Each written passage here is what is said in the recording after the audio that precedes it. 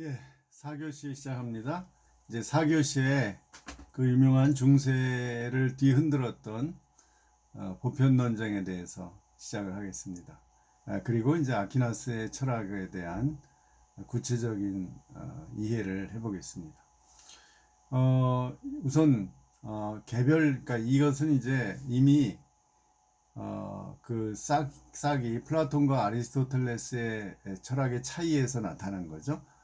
플라톤은 보편자, 즉 진짜로 존재하는 그 어떤 실제가 이데아다 이렇게 얘기했죠. 따로 이 세계 밖에 있다고 생각을 했죠. 그러나 아리스토텔레스는 아니다. 그런 게 따로 있는 게 아니라 기본적 이 모든 개별자 안에 그 형상이라는 것이, 예를 들면 인간 개별 인간은 그 안에 인간이라는 형상이 있어서, 요즘으로 치면 DNA죠. 생물학적으로 말하면. 그 철학 그 당시는 DNA라는 게 몰랐으니까 그 인간이라는 형상이 주어져 있다.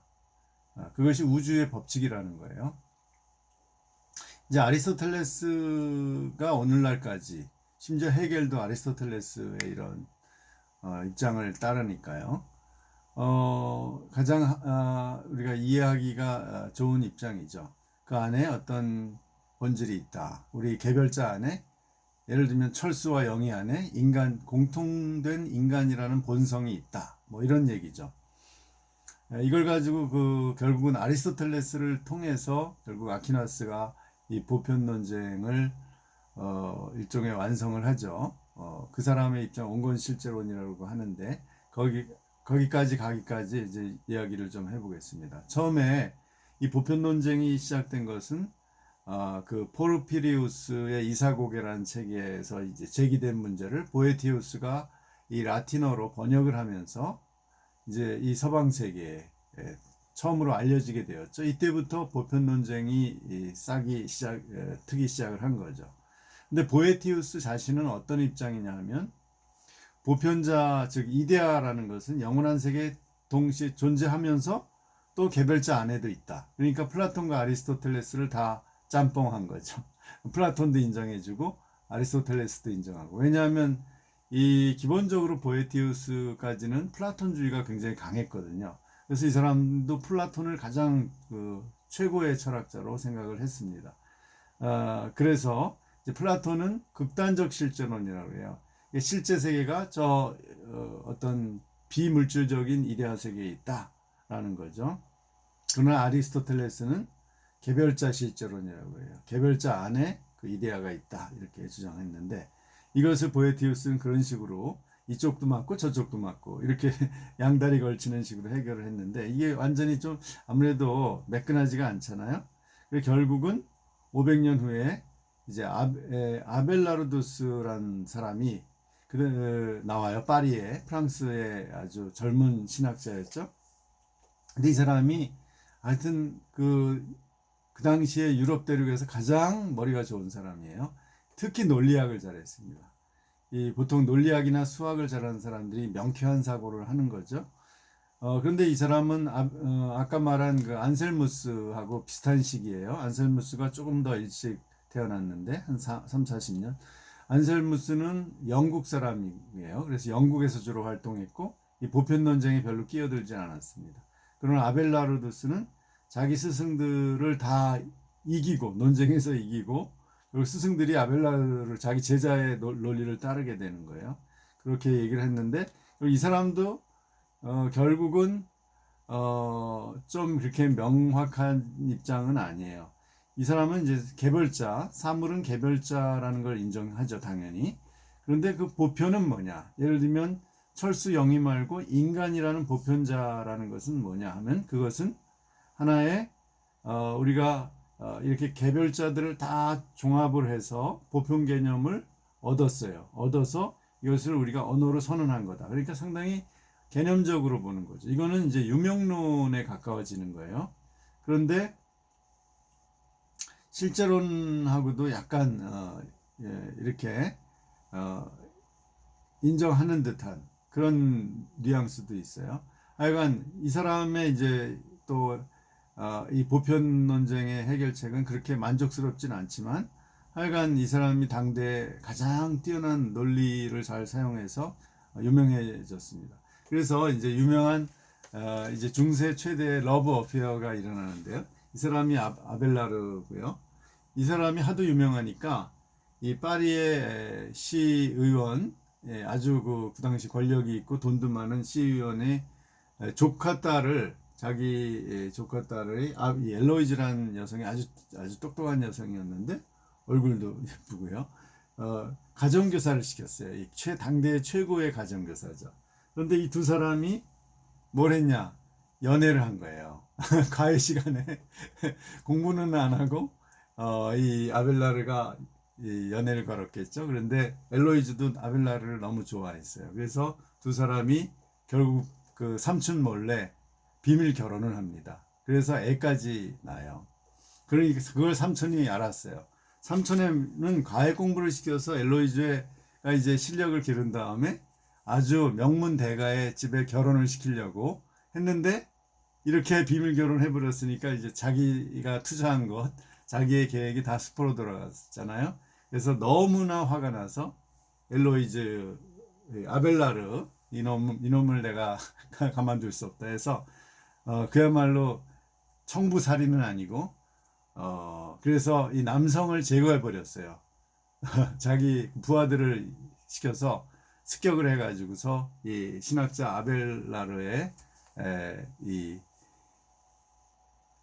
이제 더 이상 성 호르몬이 안 나오도록 고환을 잘라버렸습니다.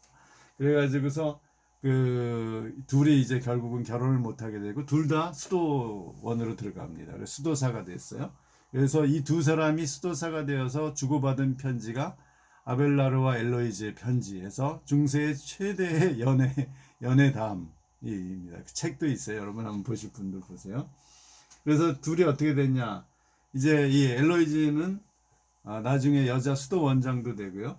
물론 아벨라르는 수도사로서 신학을 계속 연구를 했죠. 그런데 굉장한 타격을 받았죠. 그래서 두 사람의 죽은 다음에 어떻게 됐느냐? 같이 이렇게 합장이 됐습니다. 이 두 사람이 소원이 마지막 유언이 그거였거든요. 우리가 죽으면 같이 이렇게 합장을 해달라 해서 이 돌 안에 그들의 시체가 있는 거죠. 그래서 이게 아벨라르, 엘로이즈 두 사람이 이렇게 같이 묻혀 있습니다. 여러분 파리에 가면 한번 찾아가 보세요. 자, 그 다음에 이제 잠깐 연애담으로 흘렀고, 그 다음에 드디어 우리 오늘의 스타, 이 토마스 아퀴나스가 등장합니다.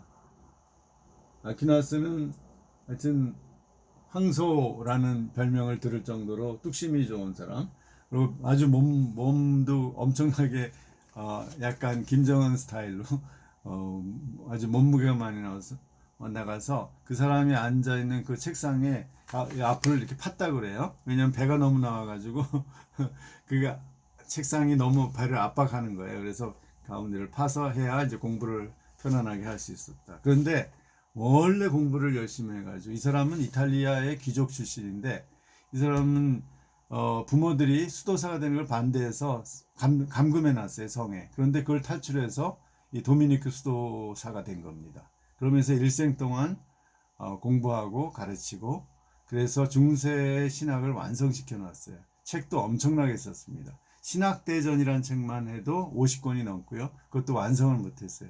완성 못한 이유는 이 사람이 마지막 몇 권을 남기고 신비 체험을 했어요. 수도원에서 아침 미사를 드리다가 신비 체험을 했어요. 그 이후로 딱 그 펜을 더 이상 사용하지 않았어요. 절필을 했습니다. 그리고 하는 말이 내가 그날 아침에 체험한 체험한 하나님에 비하면 내가 쓴 여태까지 수백 권의 책은 지푸라기와 같다. 이런 말을 남기고 몇 달 후에 죽었습니다. 그 다음에 또 그 당시에 이제 항상 이슬람이 기독교의 라이벌이었잖아요. 그래서 이슬람을 의식해서 쓴 대이교도 대잖아요. 그래서 그것도 수십 권입니다. 하여간 엄청난 정력과 하여튼 두뇌와 학식을 가진 사람인데요.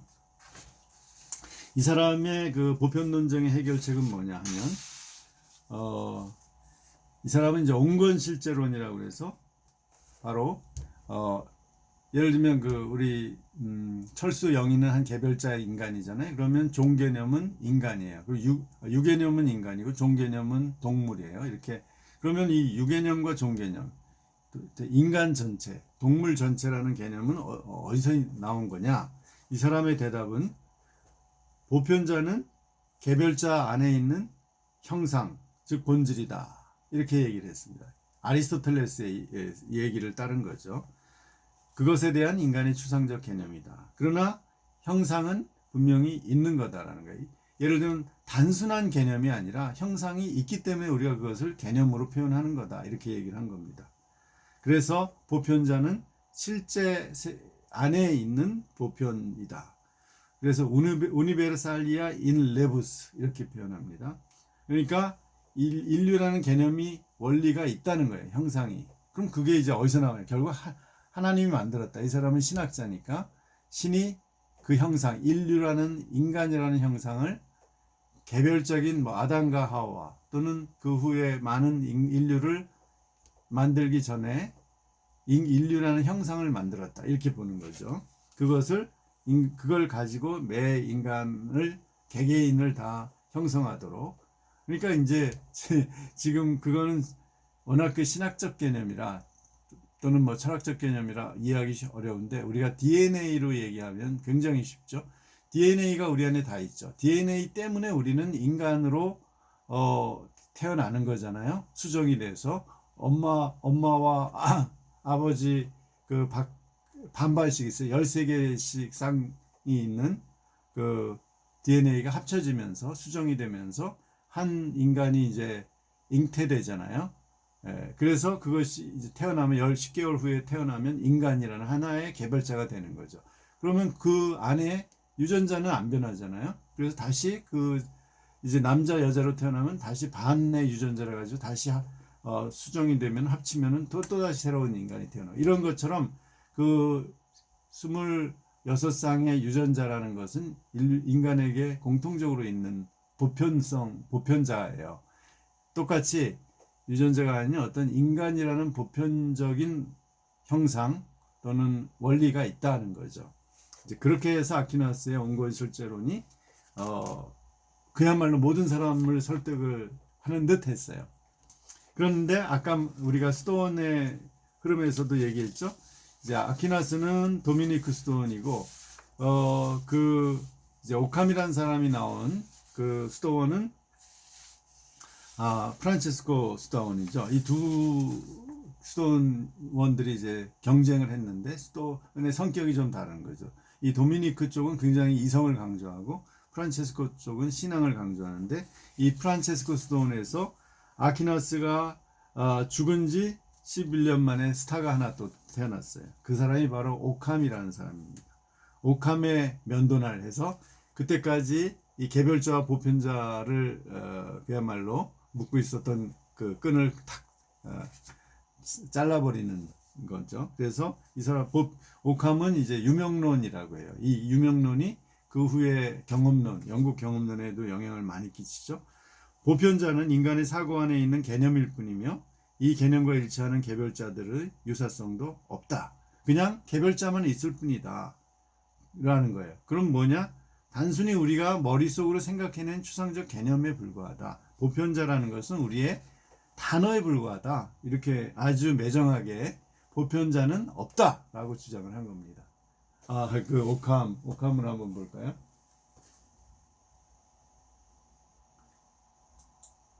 이 사람이 바로 오캄입니다. 좀 아주 좀 자르게 생겼죠? 아주 나중에는 이 사람이 교황회의에서 이단으로 어떤 판단이 돼서 그것을 변호하러 나는 아니다 하고 이제 그 재판을 하러 가는 도중에 죽었어요. 그래서 이제 오카미의 유명론은 개체 뒤의 보편자, 즉 보편자라는 것은 없는 건데 그냥 이 우니베르살레 포스트 레스, 그래서 그냥 사람들이 만들어낸 개념에 불과하다.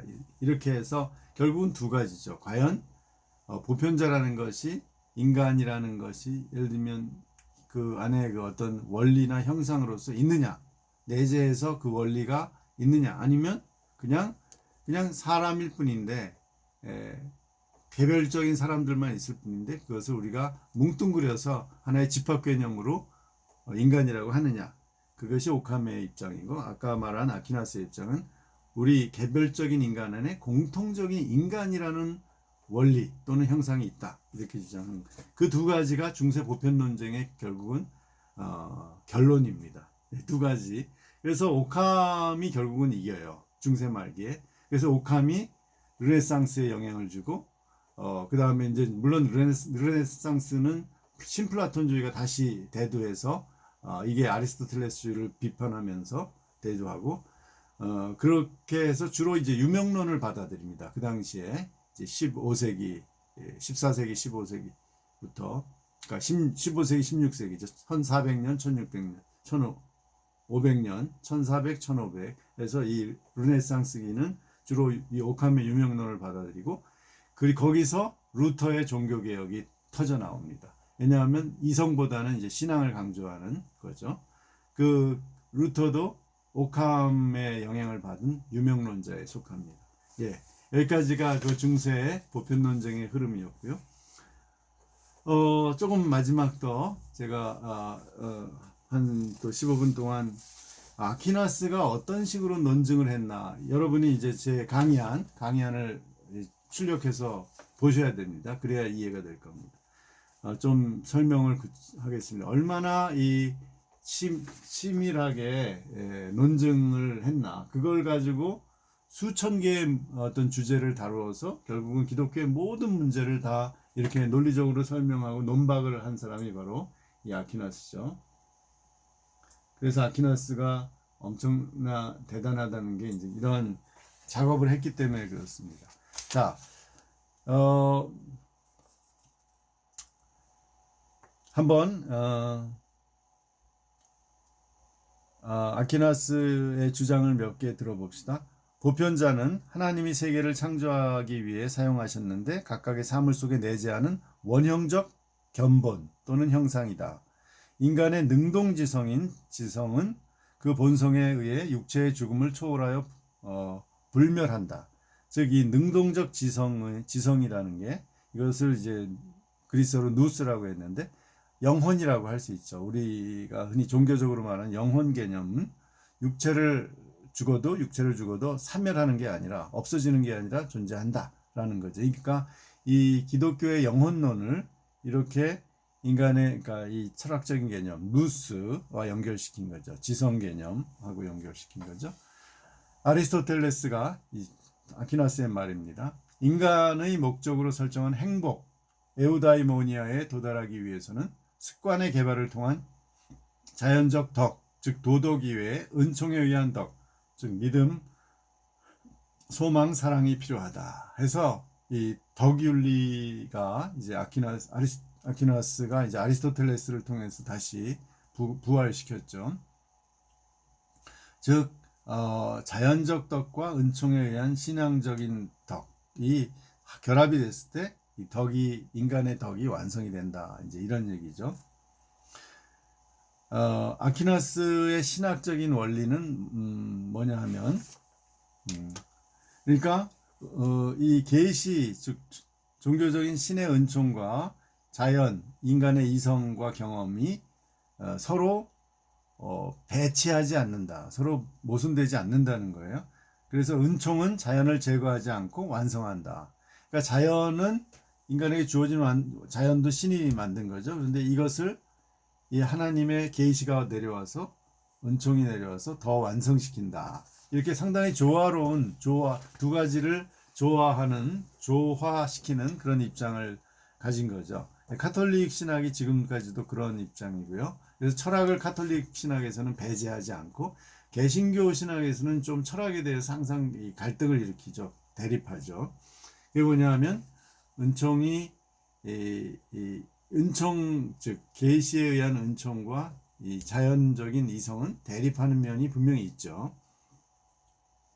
그래서 그걸 이제 부각시킨 게 개신교고요.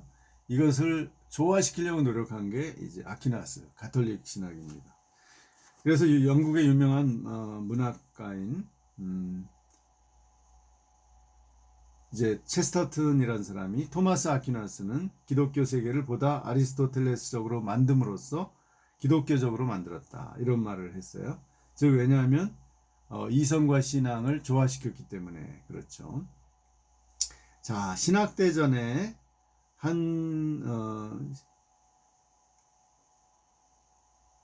이 두 가지 신앙과 이성의 관계에 대해서, 즉 철학을 할 것이냐 안 할 것이냐, 이제 철학과 신학의 관계에 대해서 한번 신학대전의 한 구절을 우리가 이렇게 아퀴나스가 설명하는 방식으로 한번 봅시다. 이제 이렇게 돼 있어요. 논증이 신학대전 숨마 테올로기아에는 항상 5가지 방식으로 논증을 하는데, 한 주제에 대해서 이런 겁니다. 처음에 이제 어떤 어떤 일반적인 문제를 제기해요. 이렇게 진행된다. seek proceed to로 해서. 그리고 일반적인 문제 제기를 한 다음에 이제 반론을 제기해요. 두 번째로 objectio 해서 반론. 그 다음에 세 번째 반론에 대한 또 반대 주장을 해요. sed contra. 그래서 네 번째 거기에 대한 아퀴나스의 대답을 합니다. respondeo. 그 다음에 다섯 번째 반론에 대한 또 답변을 해요. 이것은 이제 청중의 질문에 대한 일종의 답변을 하는 거죠. 그래서 여기서 이 반론이 이제 아퀴나스와 반대 입장이고, 나머지는 3번, 4번, 5번은 다 아퀴나스에 동조하는 입장이죠. 아퀴나스의 입장이거나, 예를 들면 첫 번째 문제를 한번 볼까요? 거룩한 가르침에서 철학의 여러 분과 외에 다른 가르침을 가지는 것이 필요한가? 이런 질문을 해요. 그러니까 철학 외에 신학이 필요하냐, 이 얘기입니다. 즉 철학만 가지고 충분하냐, 아니면 성경을 통해서 신학이 더 보완돼야 되느냐. 여기에 대해서 1번 이렇게 진행된다 해서 철학의 여러 분과 외에 다른 가르침을 가지는 것은 필요하지 않은 것처럼 보인다. 이게 이제 약간 반대 주장을 제기했네요. 여기서는. 그 다음에 이제 거기에 대한 반론이, 첫째, 사람은 이성을 초월하는 것에 대해 시도하지 말아야 한다. 따라서 철학 외에 다른 가르침은 불필요하다. 두 번째, 가르침은 존재자에 관한 것이어야 한다. 철학은 존재자에 관해 논하고 신에 관해서도 논한다. 철학자, 즉 아리스토텔레스, 이 아퀴나스가 철학자 그럴 때는 아리스토텔레스입니다. 형이상학 6권에서 말한 대로 철학의 어떤 부분은 신학이라고 불린다. 테올로기아, 이 제1원인에 관한 이론을 이제 아리스토텔레스가 신학이라고 불렀어요. 테올로기아라고. 그러니까 이제 아리스토텔레스가 신개념을 부정한 게 아니죠. 이 신성이라는 게 있다는 거예요. 그래서 우주를 이렇게 목적론적으로 이끌어 가는데, 이제 기독교의 신은 아니죠. 따라서 철학 외의 가르침은 불필요하다. 그러니까 이제 이 반론이라는 것이 첫 번째 문제 제기를 동조하면서 철학 외에 신학은 필요하지 않다라는 이제 주장을 하는 걸 반론입니다. 거기에 대해서 3, 4, 5는 아퀴나스의 입장입니다. 3. 반론에 대한 반대 주장. 디모데 후서 3장 16절은 성경은 모든 하나님의 영감에 의한 것이며 가르치고 논증하고 바로잡고 의를 교육하는 데 유익하다고 말한다. 즉 하나님의 영감으로 쓰여진 성경은 이성에 의한 철학에 속하지 않는다. 따라서 철학 외에 하나님의 영감으로 된 다른 학문, 즉 신학이 필요하다. 그러니까 반론에 대한 반론을 하는 거죠. 4번 대답, 레스폰데어 해서 이거는 이제 아퀴나스가 주장을 하는 겁니다. 구원을 위해 이성적인 철학에 하나님의 계시를 따른 가르침이 필요하다. 인간은 이성의 파악을 넘어서는 목적인 신을 지향하도록 되어 있기 때문이다. 그러므로 인간의 구원을 위해 이성을 초월하는 것들이 계시를 통해 알려질 필요가 있다. 따라서 인간에게 구원이 보다 확실하게 얻어지기 위해서는 철학 외에 신적 계시를 통해 얻어지는 거룩한 가르침이 필요하다. 즉 철학 외에 신학이 필요하다는 거죠. 그 다음에 5. 반론에 대한 답변 해서 이제 추가 답변이죠.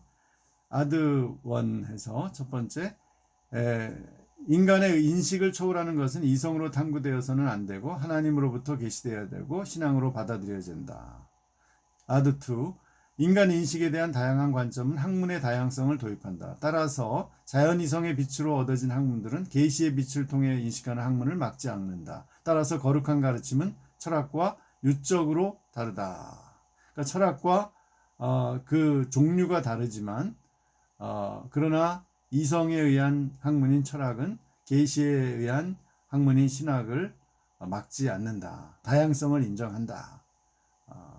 라는 거죠. 그래서 결국은 아퀴나스도 이제 어거스틴의 전통에 따르는 거죠. 즉 이성은 신앙을 추구한다. 라는 거죠. 아니죠. 신앙은 이해를 추구한다. 이렇게 어거스틴이 얘기했죠. 신앙이 무조건 믿는 게 아니라 이해를 해가면서 믿는다. 그래서 나는 믿기 위해서 이해하기 위해서 믿는다. 이렇게 순환 논법을 썼죠. 근데 중요한 것은 이해하기 위해서는 믿어야 안 된다라는 거죠. 그것이 결국은 어거스틴에 대한 또 아퀴나스의 동의인 거죠. 즉 인간의 인식을 초월하는 것은 이성으로 탐구될 수 없고 신으로부터 계시되고 그 내용을 신앙으로 받아들여야 된다. 결국 신앙의 우위를 아퀴나스가 인정하는 거죠. 이제 중요한 것은 이렇게 5가지의 이 논쟁 방식을 통해서 명확하게 이렇게 문제를 제기하고 반론을 먼저 제시한 다음에 그 다음에 다른 어떤 성경의 주장이라든지 하면서 자기의 입장을 논리적으로 제시하고 추가적인 답변까지 하는 이렇게 아주 치밀한 방식으로 아퀴나스가 자기의 그 신학책을 형성한 것, 이것이 오늘날까지도 아퀴나스의 신학대전이 가톨릭 신학의 어떤 중추를 이루는 아주 그 큰 역할을 한 거죠. 예, 그럼 여기까지 하겠습니다. 아퀴나스가 이렇게 중세 철학을 완성을 했다고 볼 수 있죠. 그래서 중세가 13세기에 완성이 되면서 14, 15세기부터 새로운 흐름, 다시 그리스에서 그 당시에 이제 동로마 제국이 무너지면서 이제 그리스 책들이 많이 오면서 다시 또 플라톤주의가 등장을 하고 거기에 영향을 받아서 르네상스가 일어나게 되는 거죠. 이렇게 이제 그 르네상스를 지나서 다시 근대, 이제 새로운 근대 세계가 오게 되는 겁니다. 물론 르네상스와 종교 개혁이 있고 나서 근대 세계가 이루어진 거죠. 그래서 우리는 이제 그걸 자세히 못하고 이제 우리가 데카르트, 근대 철학자의 출발점이라고 할 수 있는 데카르트로 이제 넘어가게 되는데, 그 전에 제가 우리가 르네상스에서 잊어서는 안 될 사람 에라스무스에 대해서 조금 얘기를 하고 다음 시간에 데카르트로 들어가겠습니다. 자, 그럼 여러분 이제 추석을 앞두고 있죠. 여러분 즐거운 추석 보내시고 배탈 나지 마시고 그 다음에 우리 또 만납시다. 저는 매주 강의를 올릴 것입니다. 건강하시고 다음 주에 봅시다.